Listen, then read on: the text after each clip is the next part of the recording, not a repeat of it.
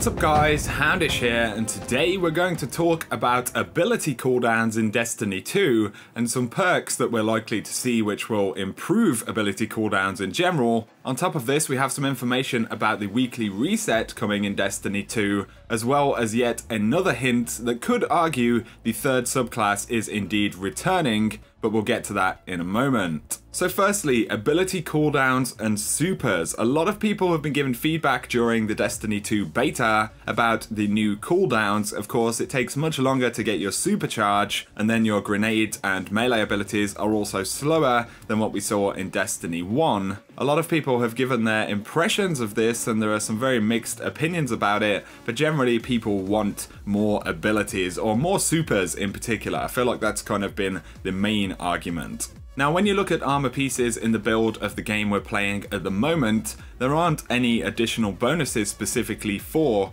cooldowns of any sort, but if we look back to some gameplay captured at the reveal event, you can see that there are various additional perks on these armor pieces. So this one right here has improved movement while aiming, but then if you look at the helmet, you have grenades recharge faster. So in this build of the game, there were perks that change ability cooldowns, as well as other bonuses like movement while aiming. Final Forum on Reddit also posted some additional screenshots from the reveal event, and we have on these hunter boots super abilities recharge faster, and then for the Titan we have class abilities recharge faster. So if you ask me, I think Bungie have removed these perks for the beta build because maybe it represents a good opportunity for them to see how often we get abilities, or how potent or regular certain abilities or supers are without them being affected by other perks and bonuses. If you think about it, when you have some real numbers and data on how these things are being used, it seems logical that it becomes easier to go ahead and introduce some perks slowly in a way that actually improves the game without ruining the original design goal. On top of this,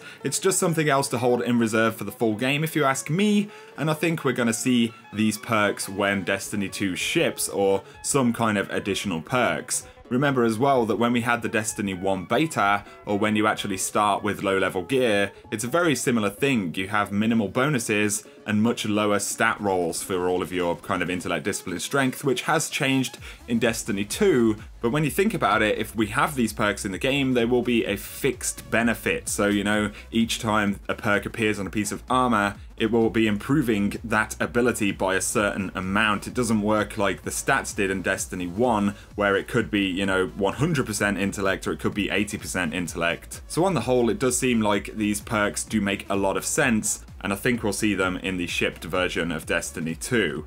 Moving on, we got a little bit of information about resets in Destiny 2. So firstly, there's been quite a bit of speculation because of the release date of the game that we would no longer see a Tuesday reset, and it would be on a Wednesday now when Destiny 2 comes out. But in the Bungie podcast from a couple of days ago, they mentioned the weekly reset for Destiny 2, which they actually have live in the build the devs have at home right now, but they essentially confirmed that it will be on a Tuesday still. This isn't exactly shocking or unexpected, but I just wanted to give you guys that update. On top of this, we have learned that there will be weekly flashpoint events, which is where a particular destination will be selected, and there'll be various things going on inside of the destination, you know, more kind of public events and other activities that you can get kind of end game tier rewards from. And on top of this, there will also be something called Call to Arms for PvP, which is essentially the PvP equivalent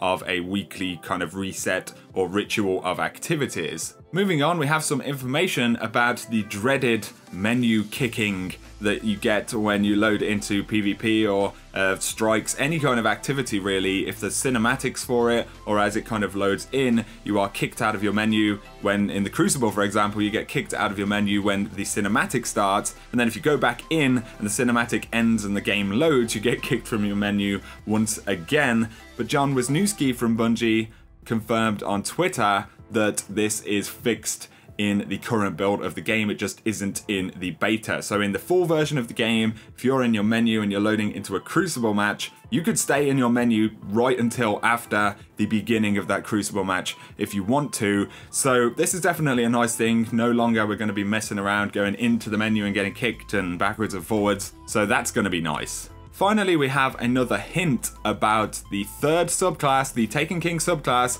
whatever it's going to be, whatever you want to call it. There is yet another interesting thing to take note of regarding that. So this was originally posted by a user called Radman Sparks, full credit to him for noticing this, and it is pretty interesting.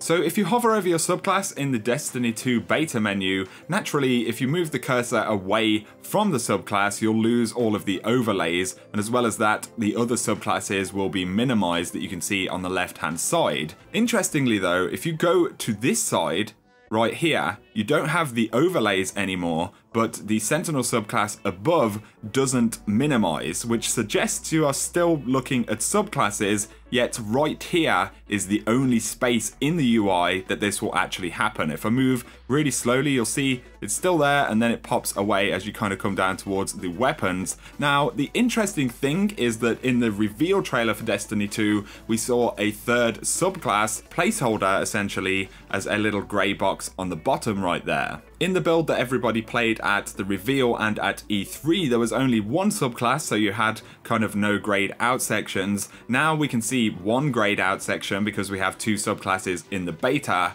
And it's really interesting that if you move to this side right here, both of the subclasses remain maximized, like I said, as though you're still in the subclass menu. So you take this or leave it however you want. I'm not going to try and say that this means the subclass is coming or anything like that, but it's interesting that it's the only space in the UI right there where those subclasses do not minimize. And to me, it suggests that possibly what's happening here is that the graphics for another subclass and the actual node itself isn't there, but the UI is kind of scaled and behaving in a way to allow that other graphic to come up. So yeah, it's one of those, take it or leave it, but it's just another thing that has been noticed, and it is pretty telling. You'll have to let me know what you guys think down below. So that about sums up this video, guys. A bit of a mixed bag of bits of information and things to take note of during this Destiny 2 beta. So I hope you have enjoyed the video. Let me know any of your thoughts in the comment section. If you have enjoyed the video, a like is very much appreciated, and if you're new to the channel,